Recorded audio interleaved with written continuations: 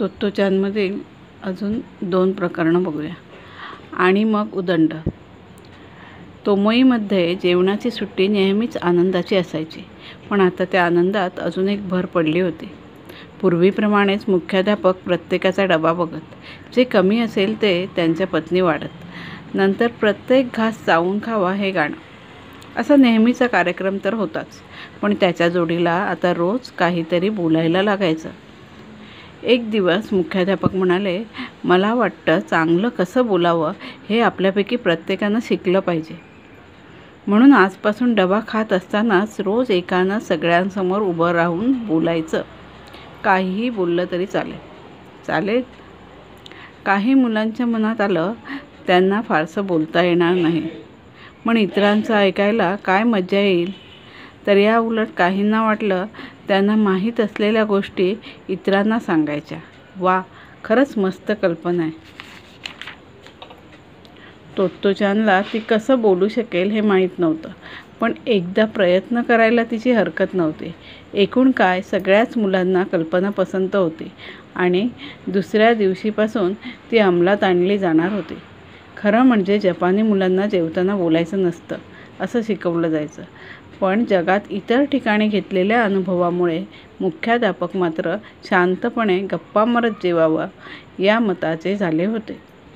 शिवाय मुलांनी सगळ्यांसमोर उभं राहून न संकोचता स्पष्टपणे त्यांच्या कल्पना आणि विचार सांगावेत असा त्यांचा प्रयत्न होता. त्यासाठी प्रत्यक्ष प्रयत्न आणि कृती आता करायला हवी होती. मुलांनी कल्पना मान्य केल्यावर त्यांनी जे सांगितले ते तोत्तोचानने मोठ्या लक्षपूर्वक ऐकलं. ते म्हणाले, तुम्ही चांगलं बोललात का वाईट याची चिंता करू नका. तुम्हाला जे काही आणि जसं बोलायचं असेल तसं बोला. आपण प्रयत्न तर करून पाहूया.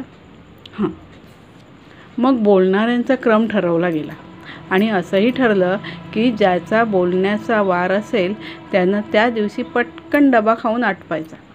लवकरच मुलांच्या लक्षात आलं की 1-2 मित्रांशी गप्पा मारणं वेगळं, पण अख्ख्या शाळेसमोर उभं राहून बोलणं मात्र सोपं नाही.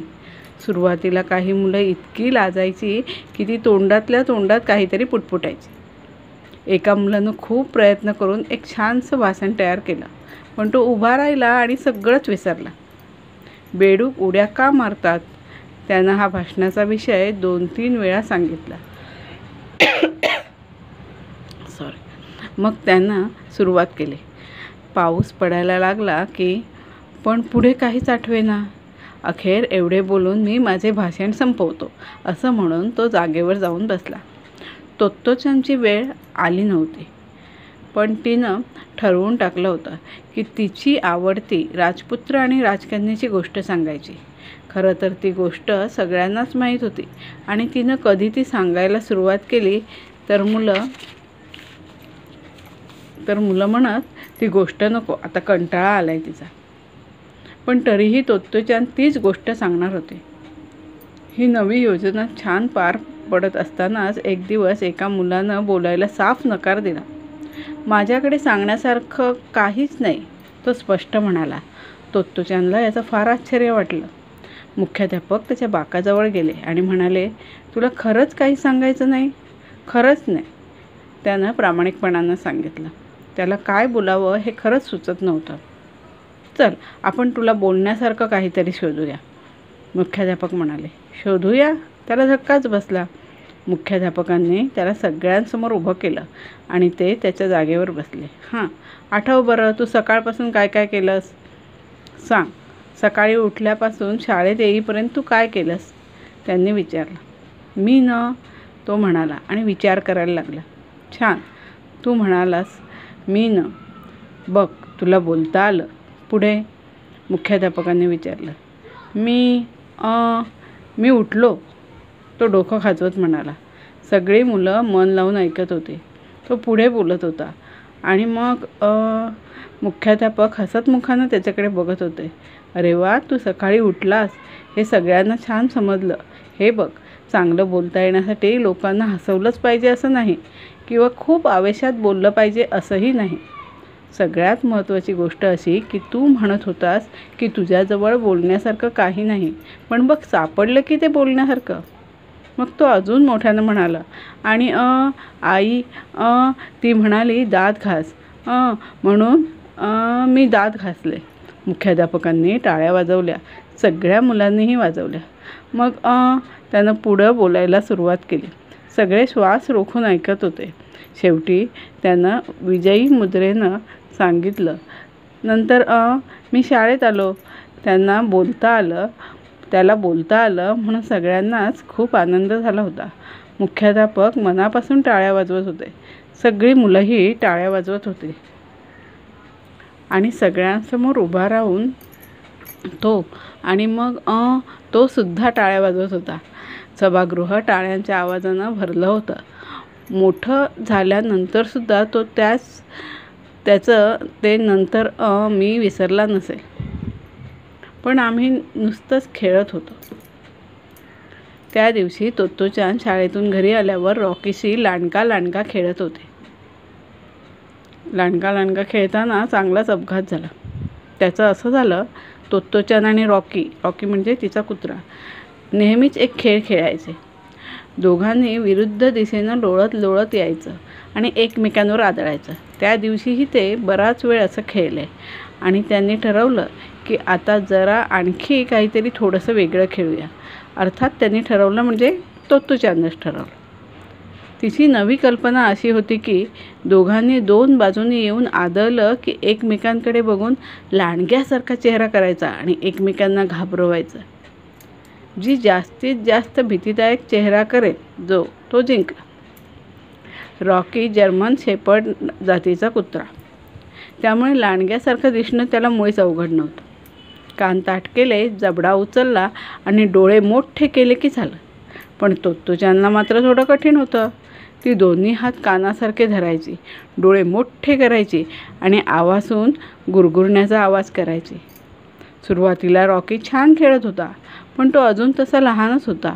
त्यामुळे तो अचानक विसरला की आपण खेळतोय आणि तोत्तोचानला काही समजायच्या आतच घाईघाईनं तिला चावला. रॉकी जरी लहान होता तरी तोत्तोचानपेक्षा आकारानं जवळजवळ दुप्पट आणि त्याचे दातही तीक्ष्ण होते. काही कळायच्या आतच तोत्तोचानचा कान फाटून लोंबकळू लागला आणि त्यातून भळाभळा रक्त व्हायला लागलं होतं.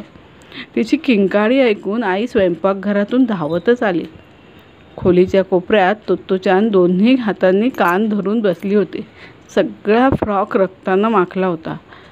बाबा बाहेरच्या खोलीत व्हायोलिन वाजवत बसले होते. तेही चटकन आत आले. रॉकीला आता जाणवायला लागलं होतं की आपण काहीतरी भयंकर केलंय. तो बिचारा मध्ये घोटाळत होता आणि तोत्तोचानकडे घाबरून पाहत होता. तोत्तोचानला मात्र वेगळीच भीती वाटत होती. आई बाबा जर रॉकीवर चिडले आणि त्याला हाकलून दिलं तर तिच्या दृष्टीने ते फार भयंकर होतं. ती चटकन रॉकीजवळ गेली. आई रॉकीवर रागवू नको, त्यानं काही केलं नाही, ती जोरजोरात ओरडत होती. आईबाबांचं लक्ष मात्र तिला कितपत लागलंय इकडे होतं, म्हणून ते तिचा कानावर धरलेला हात ओढून काढायचा प्रयत्न करत होते. दुखत नाहीये, खरंच नाही, पण रॉकीला हाकलून देऊ नका, तिचा तो सूर होता. तोत्तोचानला खरोखरच जखमेचं काही वाटत नव्हतं. तिला चिंता वाटत होती ती रॉकीची. रक्त वाहतच होतं. आईबाबांना रॉकी तिला चावला असेल याची कल्पना इवांना आली होती. त्यांनी तिची खूप समजूत घातली. रॉकीला हाकलून देणार नाही असं कबूल केलं. तेव्हा कुठं त्या पोरीनं कानावरचे हात काढले. तोत्तोचानचा कान फाटलेला बघून आईनं तर किंकाळीच फोडली. बाबांनी तिला चटकन दवाखान्यात नेली. वेळेत उपचार केले म्हणून तिचा कान नीट शिवला गेला. पण तोत्तोचानला एकच काळजी वाटत होती, आई बाबा कबूल केल्याप्रमाणे वागतील की नाही. तोत्तोचानच्या डोक्याला सबंध बँडेज बांधावं लागलं. ती एखाद्या सशासारखी दिसत होती. बाबांनी कबूल केलं होतं तरी रॉकीला रागवावं असं त्यांना फार वाटत होतं. पण आईने डोळ्यांनीच त्यांना दटावलं. कारण रॉकीला रागावलं तर तोत्तोचान काय करेल हे सांगता येत नव्हतं. ती घाईघाईनं घरात शिरली. तिला रॉकीला सांगायचं होतं की तिला छान बरं वाटतंय आणि आई बाबासुद्धा चिडले नाही आहेत. पण तिला रॉकीच दिसेना. रॉकी तिनं 3-4 हाका मारल्या, पण रॉकी आलाच नाही. आता मात्र तिला रडायला यायला लागलं. ती डॉक्टरांकडे सुद्धा रडली नव्हती, कारण ती रडली असती तर आईबाबांचा रॉकीवरचा राग अजूनच वाढला असता. पण आता मात्र तिला डोळ्यातलं पाणी थांबवता येत नव्हतं.